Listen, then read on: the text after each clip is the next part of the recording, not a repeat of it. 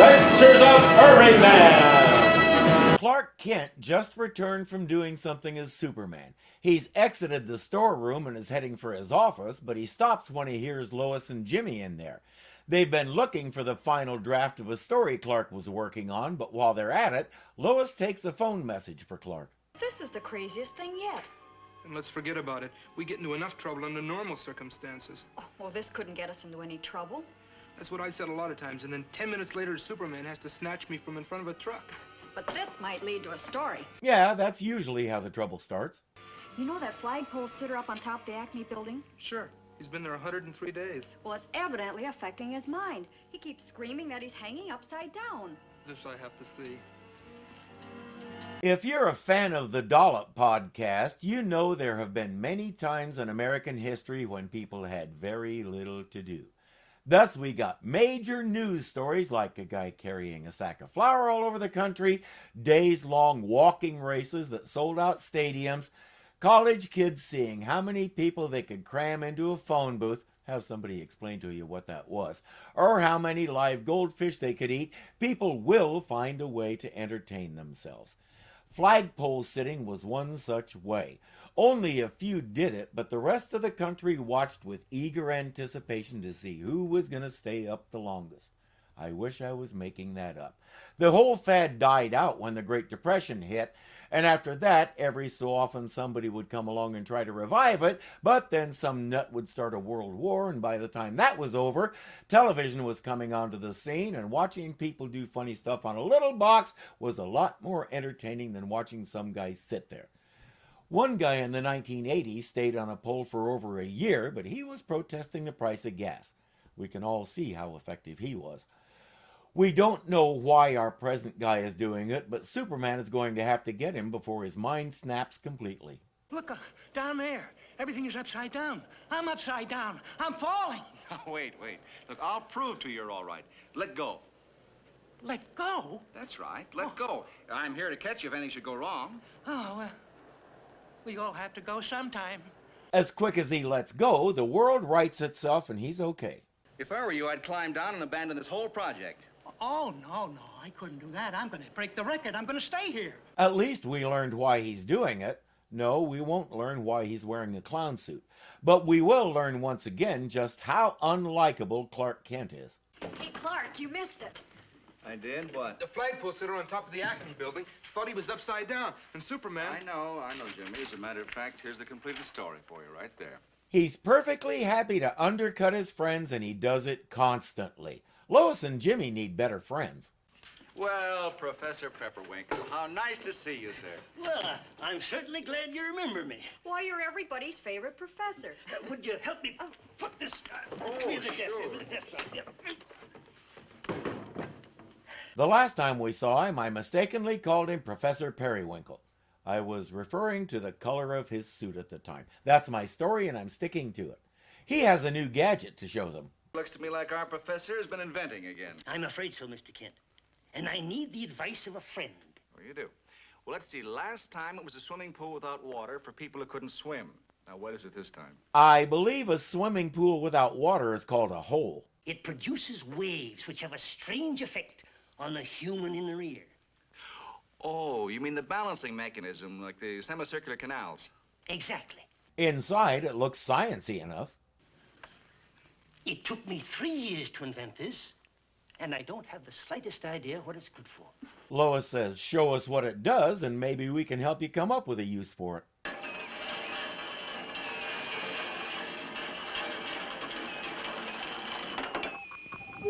Help! I'm upside down! Everything's upside down! The secret is in the marble. He says it has special chemical properties. He says he hasn't perfected the reversing process yet, but it'll fix itself eventually. And our little flagpole sitter mystery has just been solved. He had this thing pointed that direction earlier in the day.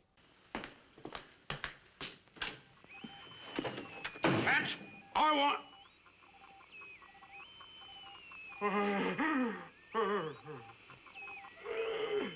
You dropped that turd you were chewing on. Hey, Rube! Hey, Rube! Don't get so excited. You'll get used to it. There. That should do it.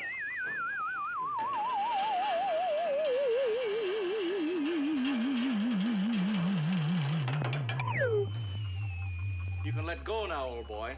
I hope everyone was listening to what that guy was saying because it's specific to a very narrow field of endeavor. That'll be important. But aside from that, what does he want? Nothing. Nothing at all. Just let me get out of this crazy place. Yes, please take care of your own droppings. The professor says, any ideas? Clark says, just one. I suggest you take your gadget home and don't use it again until you let us think about it a little bit. All right, Mr. Kemp. And what about our mystery visitor? Hey, Connie, what's the matter? You look like you've been through a spook house, and the spooks was real. I feel worse than I look. He was upside down. All of us. Hanging there by our toes. Hey, what are you talking about? Are you crazy or something? Yeah, I'm crazy. I've been to a nut house. You may be able to tell by the tent and the music that's playing that we're at a carnival of some kind. If you recognized the phrase, hey Rube, when he was saying it, you already knew that was where we were going to end up. The Daily Planet. What, the newspaper? Yeah.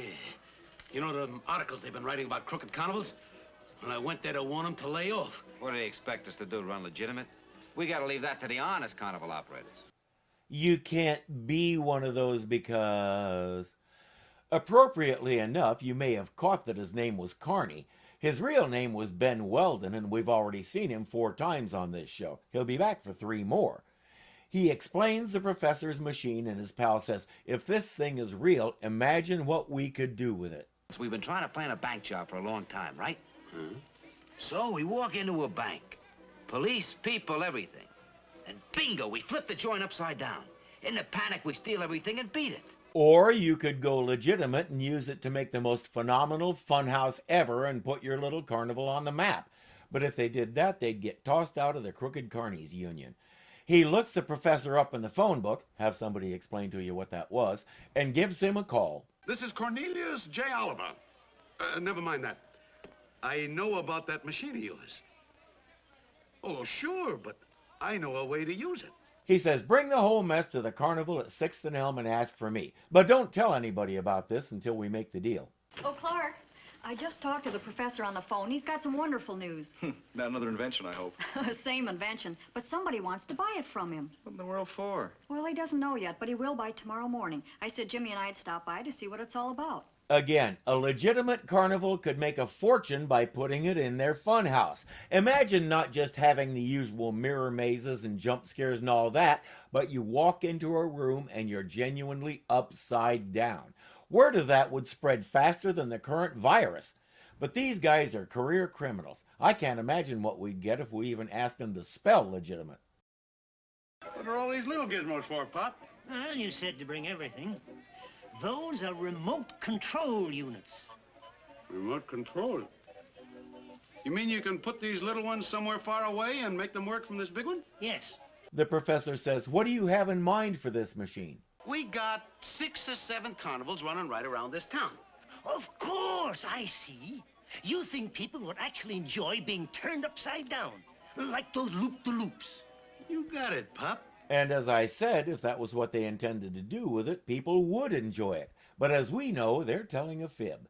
Once the professor is gone, Carney lays out his plan. Do the job in the bank, plan the escape route, and plant the little remote boxes along the way.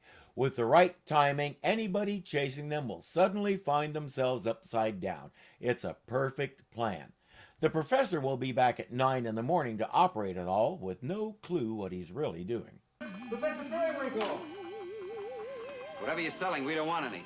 Oh, we're not selling anything, sir. We're looking for the professor. Just in time. Okay, you might as well sit down and watch. I guess there's no harm. The professor explains what they're doing. Yo-Yo is getting nervous about all this. Wait a minute, Professor. Mr. Kent is writing some carnival articles, and this is the only one in town. But Mr. Yo-Yo said that they own... Don't interfere, lady, will you? We'll interfere if we feel like it. Of course, we don't feel like it. So much for that masquerade. He'll make the professor operate the machine at gunpoint.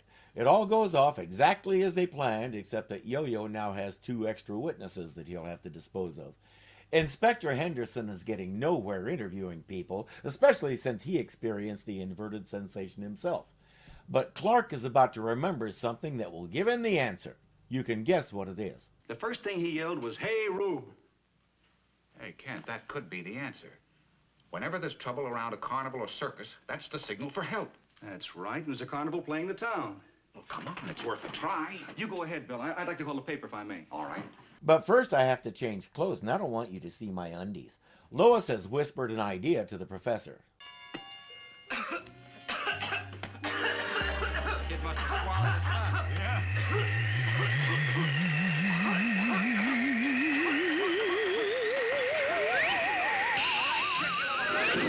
Superman! Look, it's Hammer. Let's wrap this up.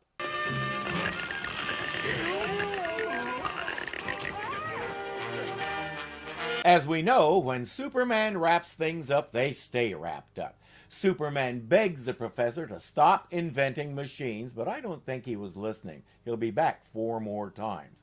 Maybe Superman should have held him upside down to get his attention. Hey everyone, thanks for watching.